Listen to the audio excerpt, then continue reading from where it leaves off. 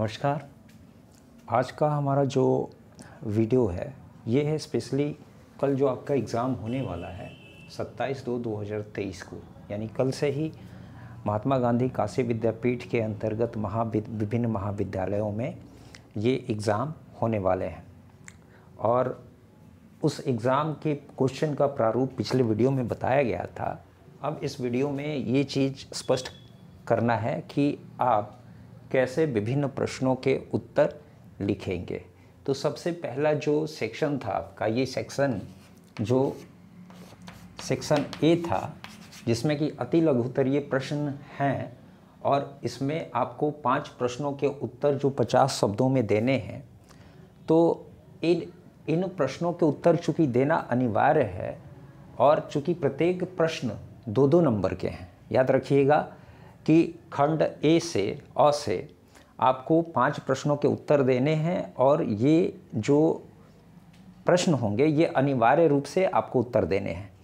तो और प्रत्येक जो अंक है प्रश्न का ये 2 अंक का रहेगा और 50 शब्दों में जब उत्तर देना है तो ऐसी स्थिति में आपको खास करके पारिभाषिक शब्दों के बारे में पूछा जाएगा और डिफरेंस भी पूछे जा सकते हैं। तो जब पारिभाषिक शब्दों के बारे में पूछा जाएगा या फिर कोई अंतर पूछे जाएंगे तो उसमें पारिभाषिक शब्दों में आपको किसी विद्वान का कथन लिखने से बचना है और सरल अर्थों में जो आपको परिभाषाएं लिखनी होंगी तो उन परिभाषाओं को आप कम से कम शब्दों में देने का प्रयास करेंगे, यानी 50 से सीमित शब्दों में ही देने का प्रयास करेंगे। अब ये नहीं कि अगर कोई पारिभाषिक शब्द पूछा गया है तो फलाने विद्वान के अनुसार और लास्ट में आपने निष्कर्ष लिखा तो ये तो 50 से ऊपर के शब्दों में उत्तर देना हो गया। तो ऐसे में 50 शब्दों में जिन प्रश्नों के उत्तर देने हैं उनको बहुत ही सहज और सरल भाषा में कम से कम शब्दों में लिखने का प्रयास करना है, जो कि जिससे आपको समय भी कम लगे और कम समय में आप इन प्रश्नों के उत्तर यानी 5 प्रश्नों के उत्तर दे सके। अब चलते हैं सेक्शन बी की तरफ।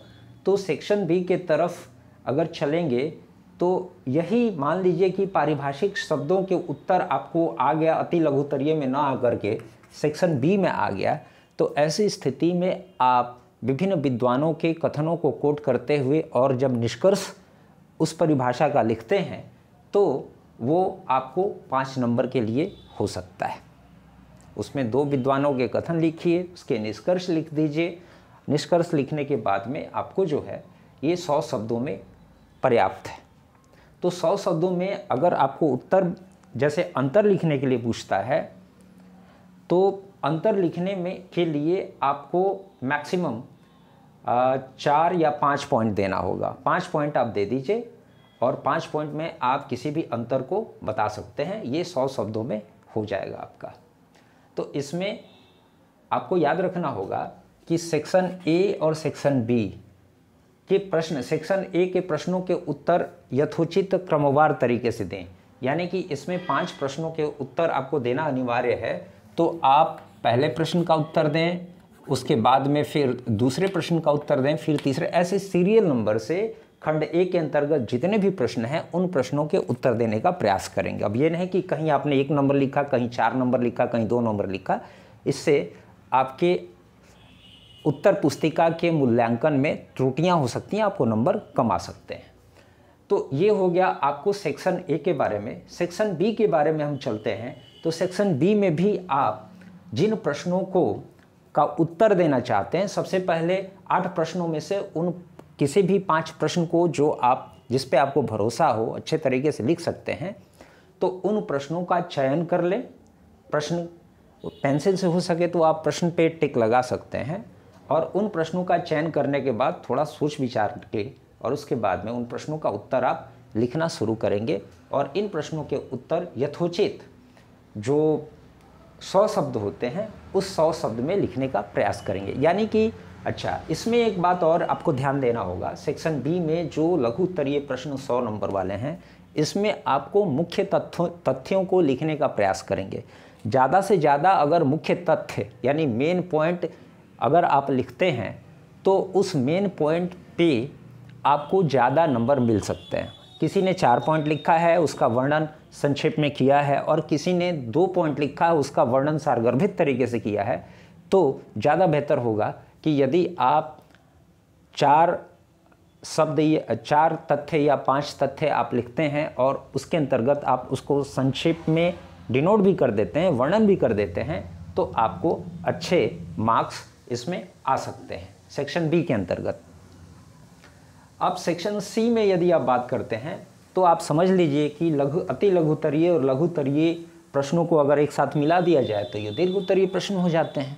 तो ऐसी स्थिति में आप दीर्घोत्तरीय प्रश्नों के लिए पारिभाषिक शब्द और उसके गुण दोष या जो भी चीज़ें आती हैं तो उसका वर्णन बिल्कुल मुख्य तथ्यों के साथ पॉइंट वाइज अगर आप करते हैं तो उत्तर देने का प्रयास जब आप करेंगे तो कोशिश कीजिएगा कि आपको करीब करीब 250 से 300 शब्दों में आपके दीर्घोत्तरीय प्रश्नों के उत्तर आप दे सकें। प्रत्येक प्रश्न जो होगा, चूँकि उसमें भी वही करना है, दीर्घोत्तरीय प्रश्नों को सेलेक्ट कर लेना है। दीर्घोत्तरीय प्रश्नों को सेलेक्ट करने के बाद में उसमें दीर्घोत्तरीय यानी जो 8 प्रश्न हैं, 8 प्रश्नों में से किन्हीं 4 प्रश्नों को कोट करना है, ध्यान से उसको देखना है, और उसके बाद में उसके बारे में आपको लिखना है। तो लिखने में प्रयास करना होगा कि 300 शब्दों में लिखने के 300 शब्दों में और 400 शब्दों में मैक्सिमम कहा जा रहा है, तो 300 शब्दों में लिखने का प्रयास कीजिएगा, जिसमें कि आप मुख्य तथ्यों को बिंदुवार दिखा सकें, उनका वर्णन भी संक्षेप में कर सकें। तो आप जिन प्रश्नों, देखिए प्रश्नों के उत्तर जो होते हैं वो एक तो तथ्यात्मक होते हैं और दूसरे वर्णनात्मक होते हैं, विवरणात्मक होते हैं। तो जो तथ्यात्मक प्रश्न होते हैं, खास करके इस तरह के अति लघुत्तरीय और लघुत्तरीय प्रश्न, उसमें तथ्यों को देना है। मुख्य तथ्यों को आप क्या करेंगे, उसके लिए आप, कुछ बच्चे क्या करते हैं कि ब्लैक मार्कर का प्रयोग करते हैं, कुछ ब्लू मार्कर का प्रयोग करते हैं, और कुछ ब्लैक पेन और ब्लैक पेन का भी प्रयोग करते हैं, और ब्लू पेन तो चलता ही है। तो ऐसे में आप या तो ब्लैक मार्कर रखें अंडरलाइन, मुख्य तथ्यों को अंडरलाइन करने के लिए, या फिर ब्लैक पेन जो आप OMR शीट, कभी कॉम्पिटिटिव एग्ज़ाम देने के लिए जो OMR शीट आप भरते हैं, तो उस तरह के मोटे ब्लैक पेन का आप इस्तेमाल कर सकते हैं। और वो पेन कभी भी परीक्षा में लिखते समय कभी भी नए पेन के प्रयोग से बचना चाहिए। वो पेन जिसका पहले आपने इस्तेमाल कर रखा है, तो उसी पेन का आपको इस्तेमाल करना चाहिए।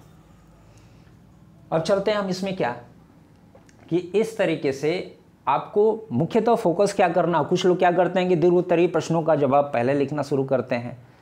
भैया दीर्घोत्तरीय प्रश्नों के जवाब आप लिखेंगे भी तो आपको उसमें मार्क्स उतने ज़्यादा मिलने की संभावनाएं नहीं होती हैं जितने कि अति लघुत्तरीय और लघुत्तरीय प्रश्नों के जवाब देने से आपको मार्क्स यानी अंक बनने की संभावनाएं होती हैं। तो ऐसी स्थिति में आप क्या करेंगे कि प्रयास भरसक यही होगा कि अति लघुत्तरीय और लघुत्तरीय प्रश्नों के जवाब बिल्कुल ही अच्छे तरीके से देने के पश्चात और लघुत्तरीय प्रश्नों के जवाब अच्छे तरीके से देने के बाद में बाकी जो समय मिलता है आपका, उस समय में आप देखिए 4 प्रश्न 10 नंबर के होंगे, तो आप इन प्रश्नों पे फोकस करते हुए इन प्रश्नों को लिखना शुरू करेंगे। जो प्रश्न नहीं, तो इसका दूसरा उपाय यही है। एक और उपाय क्या हो सकता है कि जो प्रश्न हमें पहले याद होते हैं उसको हम लिखते हैं, ठीक है, और लिखने के बाद में ही दूसरे प्रश्नों पे जब समय मिलता है तो ध्यान देते हुए, विचार करते हुए उसको हम लिखना शुरू करते हैं। लेकिन हमें ध्यान यही देना होगा कि प्रश्नों को क्रमवार तरीके से हम लिखते रहें। क्रमवार यानी सीरियल नंबर से लिखने पे एग्जामिनर को भी दिक्कत नहीं होती है कॉपी चेक करने में, और सुविधाजनक होती है, जिससे कि स्कोरिंग में अगर पहले कुछ प्रश्न अच्छे तरीके से उत्तर दिए हुए होते हैं तो फिर जो कॉपी चेक की जाती है उसके मन में ये सेटअप हो जाता है कि कॉपी लिखने वाला छात्र अच्छा है, कॉपी अच्छी है, और उसके अनुसार वो उसका अंकन करने लगता है। चूँकि अंकन प्रश्न पत्रों के उत्तर अगर अच्छे मिलते हैं शुरू में तो अपेक्षाएं बढ़ जाती हैं। अपेक्षाएं बढ़ने के क्रम में भी होता है कि जो नंबरिंग होती है, यानी नंबर उनको दिए जाते हैं, तो नंबर अच्छे तरीके से उन्हें देने का प्रयास किया जाता है। तो आप इन प्रश्नों के उत्तर जो हैं उसी तरीके से सेक्शन ए में 50 शब्दों में देंगे, सेक्शन बी में 100 शब्दों में देंगे, लेकिन 100 शब्दों में जो 5 प्रश्न होंगे सेलेक्ट करते हुए सीरियल नंबर से उनके उत्तर देने का प्रयास करेंगे, और 100 से कम शब्दों में, इसको भी 60-70 शब्दों में, 80 शब्दों में आप देने का प्रयास करेंगे। और जो ये आपका लघुत्तरीय प्रश्न है सेक्शन सी का, इसको आप 300 शब्दों में अगर इसका उत्तर दें तभी आप 4 प्रश्नों को अच्छे तरीके से 3 घंटे के अंतर्गत सारे प्रश्नों को लिख पाएंगे। एक भी प्रश्न आपका नहीं छूटेगा, बशर्ते कि अगर वो प्रश्न आपको आते हैं तो, और नहीं आते हैं तो सबसे पहले जो याद किए, जो आपको स्मरण में आते हैं प्रश्न, जिन पे आपको विश्वास है, उन्हीं प्रश्नों को लिखना शुरू करेंगे। चूँकि टाइम आपके पास 3 घंटे पर्याप्त हैं, 3 घंटे कम नहीं होते हैं, तो उस हिसाब से आप अपने प्रश्नों के उत्तर जो होंगे उचित तरीके से देते रहेंगे। और उम्मीद है कि आपका एग्ज़ाम कल से चूँकि होने वाला है, तो बेहतर से बेहतर आप अपने एग्ज़ाम को दे पाएँ। चलिए, आप सभी लोगों को एग्ज़ाम की हार्दिक शुभकामनाएं, और आप मेहनत करें। धन्यवाद।